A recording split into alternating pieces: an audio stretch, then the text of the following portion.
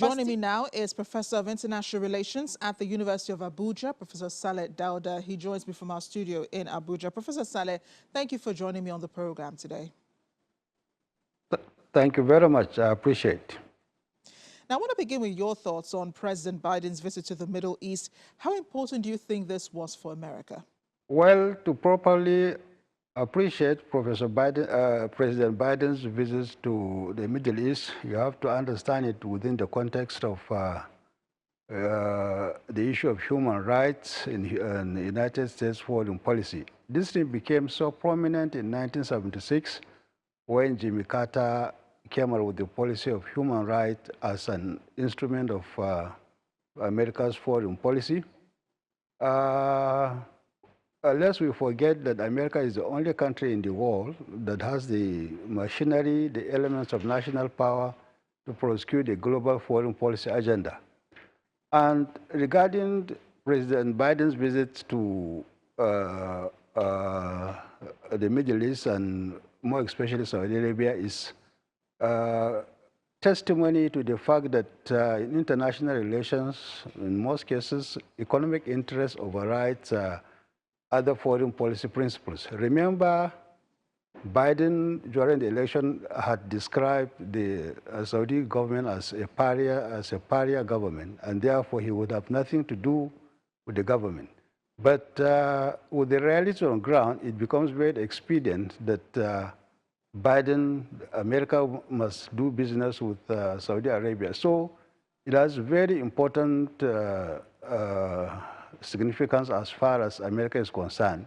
The most important thing is now that there is war in Ukraine and America is facing an energy crisis, it's very important that Biden visited Saudi Kingdom and to ensure that there should be a free flow of energy to the United States of America. I think these are some of the most important gains. And you should also realize that he has made some significant achievements because Saudi government has accepted that it's going to increase its oil production to about 13 million barrels per day. So to me, it's a very significant development in U.S.-Saudi relations. Yeah, it's an interesting thing that you begin with Saudi Arabia because the visit was to the Middle East. He also visited Israel, was in Palestine.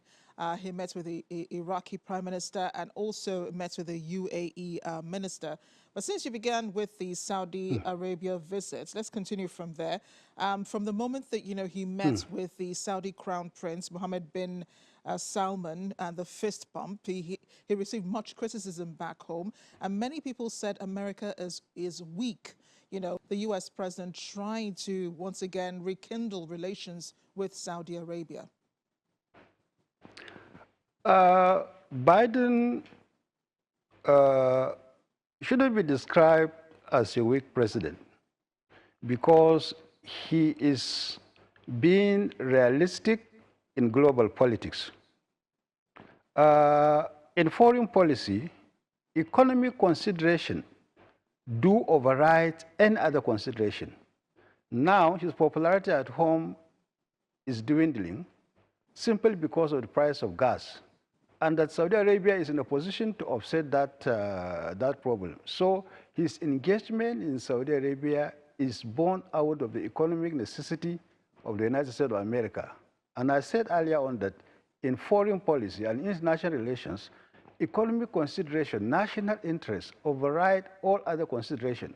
So his engagement in Saudi Arabia is born by the fact that he needed Saudi's oil to cushion the effects of the war going on between Russia and Ukraine. So it's not the issue of whether he's a weak president. No, he is a realist going by the economic details that the U.S. found itself now.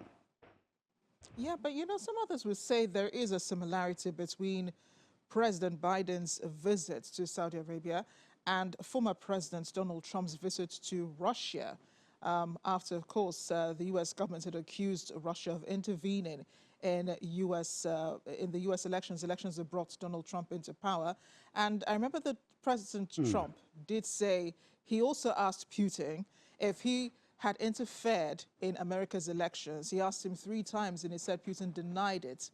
And then here you have a President Biden who's saying he also talked about Jamal Khashoggi's murder with the Saudi crown prince and he denied any personal involvement. You understand the similarities we're drawing here? Yeah. Uh, the similarities you are drawing here,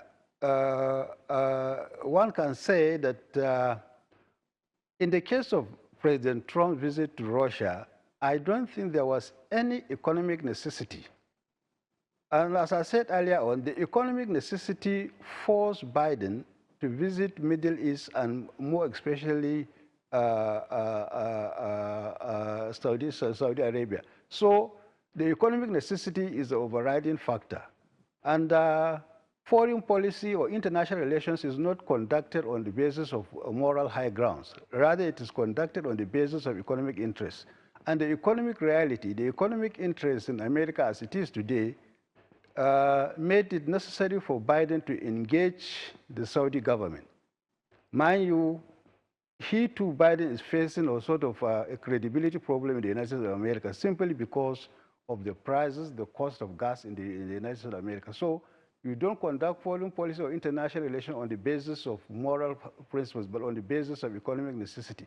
And in the case of the Biden visits to Saudi Arabia, it is the economic necessity that has made him to visit that. So there's no basis for comparing Trump's visit to Russia and then Biden's visit to Saudi Arabia. The Israeli Prime Minister did say that if Iran knows the free world will use force, the only way to stop stop a nuclear Iran, is if Iran knows the free world will use force. I think that, speaks to the military option that you're talking about. But is it absolutely necessary? I mean, there are other countries that are also developing nuclear weapons. North Korea, for one, is also defying international conventions to go ahead and develop weapons of mass destruction. Well, there is this mutual understanding or mutual respect or economic interest or ties between the United States of America and Israel. Anything that touches Israel, as far as America is concerned, it also touches its own interests. And that Iran posed a serious threat to the Israelis, and that from all indications, America will not take it lightly. Iran has stated clearly that if given the opportunity, she can wipe the state of Israel from the face of the earth.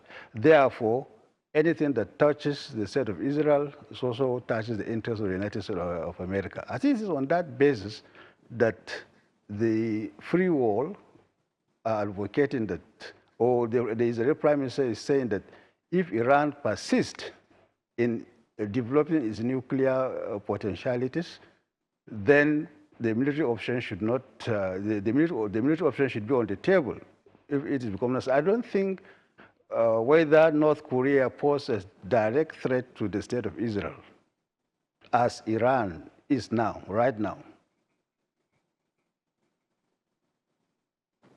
Indeed. And the U.S. president was also in Palestine. You talked about the two-state solution. You're right. He said nothing about it, made no clarifications, on a two-state solution. And that's what the Palestinians are looking forward to, of course, wasn't it? When he met with Mahmoud Abbas, the leader of the Palestinian nation itself.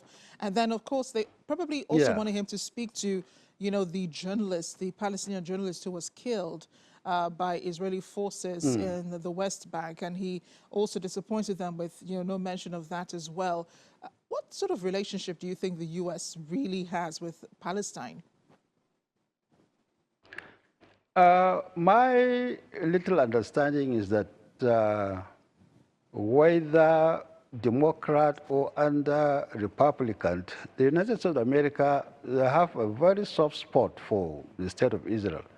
And that the fact that he just mentioned two-state solution without laying any framework for actualizing that dream, and the fact that he did not even mention about the killing of the journalists, this is to show you that most of these statements are mere political statements. I don't think whether they have the interest or they are willing to put resources to ensure that there is two-state solution. Mike, this two-state solution has been on for the past so many years now, but nothing has been put on ground to actualize this two-state solution. So my take or my understanding is that they have a consensus on how to deal with the Palestinians, and that whatever they say is just a mere political statement, not that they actually want to implement it on the ground. Okay, if you want a two-state solution, what is the framework? What is the roadmap? No roadmap. So to me, as far as I'm concerned, it's just a mere political statement. Yeah, and With disappointment. no, yeah. Sorry, I'm just saying, and just a disappointment to the Palestinians as well, who, well, they didn't have high hopes though for this meeting. But President Biden also met with the Yeah. Iraqi Prime Minister Mustafa al-Kadhimi, and he made it clear that Iraq will not be part of any military alliance. He also met with the UAE President Sheikh Mohammed bin Zayed Al Nahyan in Jeddah during the GCC summit. What do you think he gained from Yeah. these meetings? You know, because there's so much talk about Saudi Arabia that, you know, these other meetings are kind of like in the shadows of that. Well, the gains, if I can put it that way, is that Biden has made it very clear that America would not look the other way, and that America would not abandon Saudi Arabia and the Gulf states to any foreign power. And he made mention of Russia and China. Therefore, his coming to Saudi Arabia is to tell members of the Gulf, and also to send somehow a subtle signal to both China and Russia that they are still far in the Middle East, and their interest, their strategic interest is still very, very intact. I think that's the message. And you know, Russia and China, more especially China, is all over the world. Any vacuum created by the United States of America, China is likely to cash in. But his presence in Saudi Arabia and in attending the Gulf States meeting is a clear warning, a clear signal that America is much on ground. And lest we forget, America has the power, has the configuration of the elements of national power to protect and maintain its interests in the world. Professor Saleh, thank you so much for speaking with me. It's been a real pleasure speaking with you. Thank you very much. I appreciate it.